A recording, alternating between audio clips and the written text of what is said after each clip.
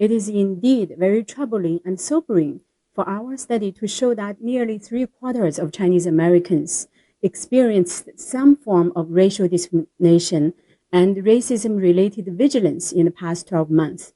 We asked the people about different forms of such experiences. These include, for example, over half felt that they were treated unfairly in restaurants or other places. They felt that people were looking at them. And over a quarter said they've experienced direct attacks or harassment and other kinds of hate crimes.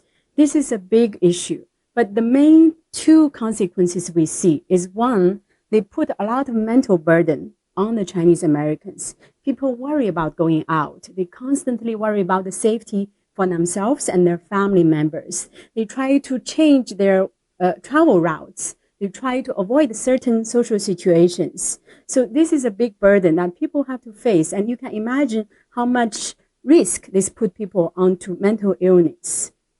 The other consequence is the economic consequence. Many people said they have to change their work schedule or they have to avoid some social functions so that they will lose out economically. We also have people tell us that they have to now, instead of taking public transportation, they have to take a cab. So those are costly to people. So we want to remind people that racial discrimination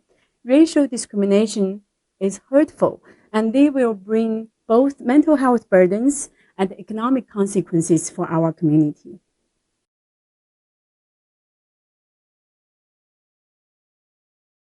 There are many misconceptions about the Chinese American community, and part of our motivation to do this study is to debunk these misconceptions using data and evidence. So I will give you two examples. One, our survey results show that Chinese Americans are active political participants, which is something people don't know so much about.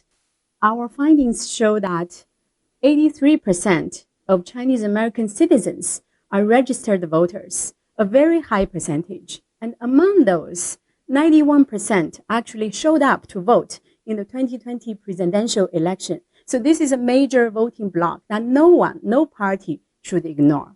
Another misconception is that Chinese Americans are homogeneous. They are doing well. They are the so-called model minority, and that's not true.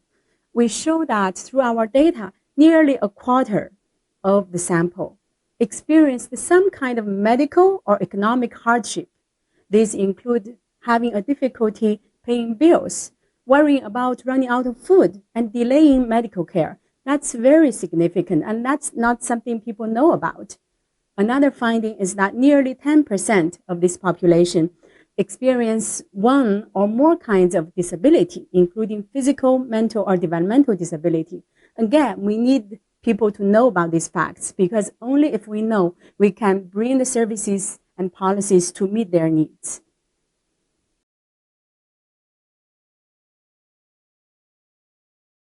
Diversity is important in any community, simply because every voice is important and everybody's lived experiences are important. That's also true for the Chinese American community. For example, our study shows that among Chinese Americans, nearly 40% speak more than one language at home. How amazing is that? This is the power of diversity. And this also has implications for cultural identity, civic engagement, access to services. So we want to showcase and name that diversity so that we can celebrate the power of diversity. We know that the diverse Chinese American population have made many contributions to American society, and they will continue to do so if we give them the opportunity and recognize their contributions.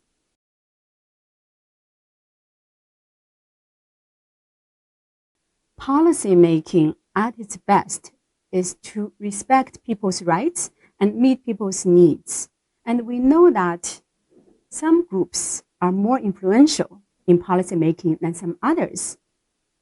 In history, a lot of marginalized groups have been trying very hard to make their voices heard, to influence policy, and Chinese Americans is one of those groups. So it's important through our survey to reveal what their needs are what their demands are, so that policies can meet their needs. Services that are accessible, that are culturally competent, can be brought to this community, especially those who may be subject to more disadvantages within the community. For example, those with limited language ability or those with lower income. We can bring the resources and policies to them so that they are lifted up along with the others.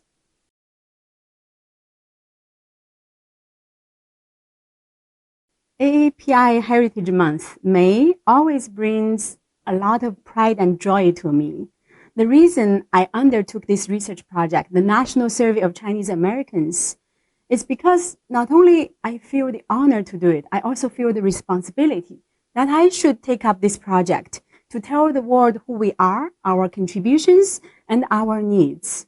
For too long, the AAPI community has been marginalized, that our voices are not heard. We're kept invisible. But I think that needs to change. And May is the perfect month for us to tell our stories and build alliance so that the future can be more inclusive and more just. We will have the month ahead and years ahead to share our findings from the survey project with the community members and different organizations, policymakers, so that what we learned from our valuable, wonderful study participants can be known to the world. I also want to say that we need to tell our stories and celebrate our diverse and rich cultures, identities, and experiences in the other 11 months of the year.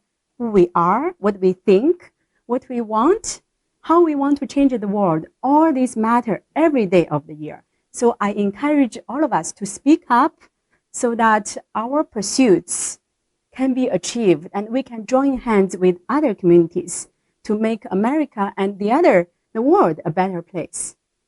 Thank you.